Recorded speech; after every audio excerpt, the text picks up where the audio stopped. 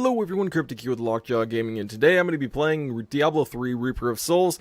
And if you remember in the last couple of videos, I created the new Necromancer that is now on Diablo 3, and I got him to level 15 in a couple of videos, and instead of doing like a bunch of videos that are like 20-30 minutes long, to just level him to 70 and then just find out his skills from there. And then just check out to see what he's like, because you guys probably don't want to see these really long videos, right? I mean, maybe you do, maybe you don't. But I figured I'd just level to 70, do kind of a montage thing, and then just skip forward to level 70. So why don't we just hop into a game and then just get ourselves to level 70.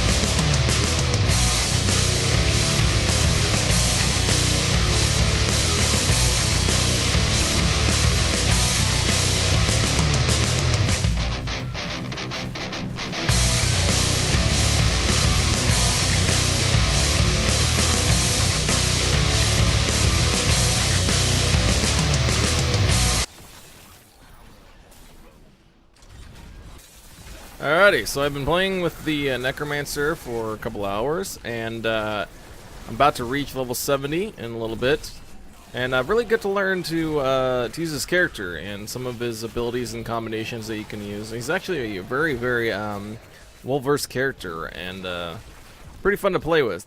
He definitely has his drawbacks as far as some of his abilities.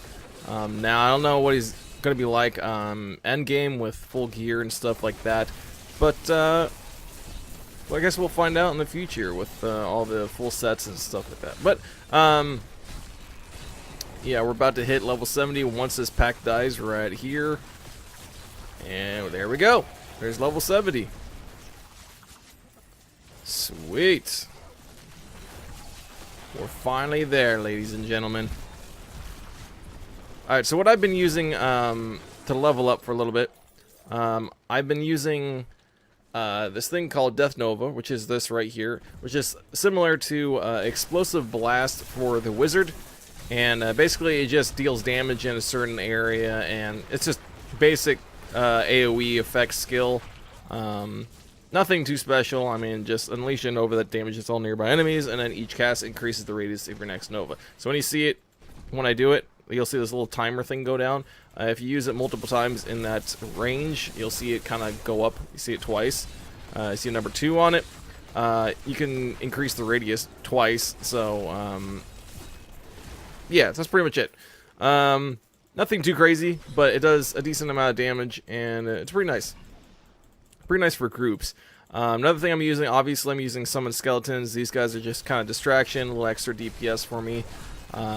Help me out a bit. Same with the golem. Golem's just distraction for me and to kind of group people up.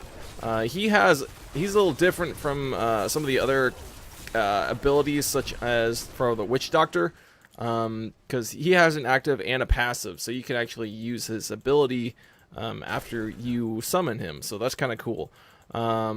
His right now is the golem consumes corpses at the targeted location, increasing the damage for each corpse consumed, which I honestly don't use the actives too much for the golems, but if I want to, it's pretty nice. So I can go like that, and he'll just jump and then destroy everything in the area. So it's kind of cool. Kind of like a corpse explosion with a golem at the same time, kind of a mini corpse explosion. So that's cool. The other thing I'm using, one of my other abilities is it's basically the monk's teleport, his dashing strike thing or whatever, which is this right here. It's called Blood Rush.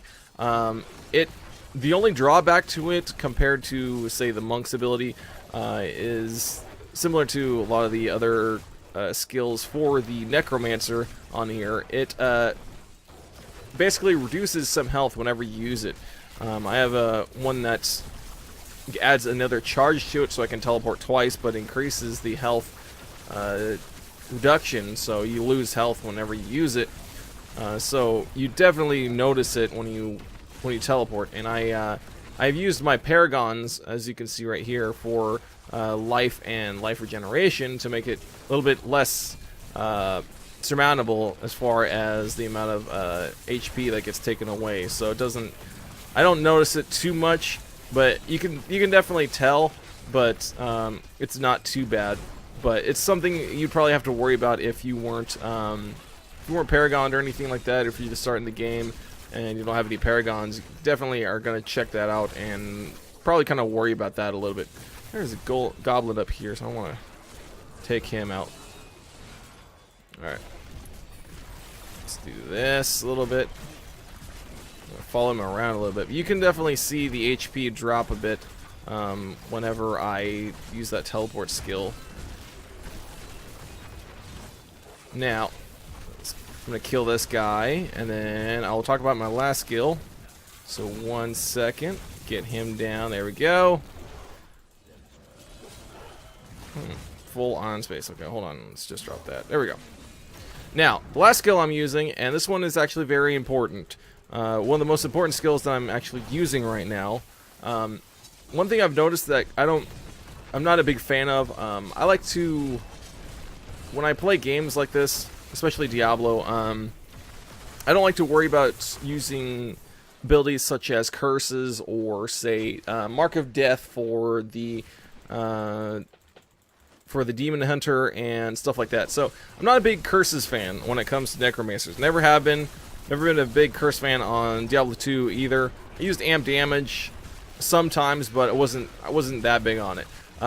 So curses on here have been kind of a bane on my existence, as it were. But when I use this guy, I found out that one of them, it's called Frailty, has an aura. So instead of having to cast it constantly, you can just throw it on. And this one is really nice because Frailty makes it so when you're basically near somebody, or it basically creates an aura around you. As you can see on the ground right here, you see this light circle right there. Basically what happens is when the monster is low life, or the demon or whatever, is low life and it's near you, it can kill them in one hit without you even hitting them. So if it's around you and it's low health, it'll just die. See, like that right there. I didn't even have to hit it. So it's like a certain percentage. It's like maybe 1/10 or so of its health, but it's pretty nice because if you and your skeletons knock the enemy down a decent bit, then basically what happens is they just die. So it's a really nice skill to have because it just finishes them off and you don't have to use the extra mana. And so yeah, it's pretty cool. And it works with everybody, so even like the Guardians, the Rift Guardians and stuff like that. That's why It's a great combination with Death Nova, which is this skill right here, that explosion skill, and it just finishes them off, and you don't have to worry about getting that last hit on them. So I'll show you right here. You can watch his health; he's gone. So you don't have to worry about that last bit, which could be an extra amount of essence that you're worrying about. Another thing I'm using right now, and this is basically a generator. It's this skill right here. It's called Siphon Blood. It generates essence every time you hit it, basically, and it also heals you. But it's pretty nice to have when you are using the teleport skill that reduces your health. So you can just teleport, use that a little bit, and then gain back the amount of essence and health that you just used by teleporting. And it's pretty quick as well. And there's also, if you want, I saw earlier I picked up a scythe that basically makes it so you can target 3 people at the same time. So you're gaining more health and essence when you're attacking each character. So you can attack up to 3 people instead of just 1. Even though it is very fast, and there are some other abilities as well.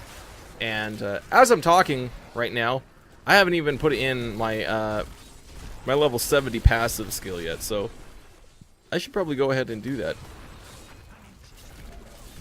But yeah, so let's go ahead and check those out. So these are the passives that we got right now. This is what I'm using. I'm using Fueled by Death, which is consuming a corpse, increases your movement speed by 3% for 5 seconds. This was mainly used earlier because I was using Corpse Explosion, which is actually very nice on here if you're a summoner, or really just any kind of character. As long as you can kill somebody, then you can create the chain reaction and it'll kill everything. So I could probably change that right now. I don't really need that. Alright, they're going to teleport me back into town. That's fine. Let me see if I can upgrade some gear. Let's just do this. Get rid of all of that. Don't need that right now. Alright. Let's look at the level 70 skills. Poison abilities are also slow enemies by 30% and reduce their attack speed by 30% for 5 seconds. That's pretty nice.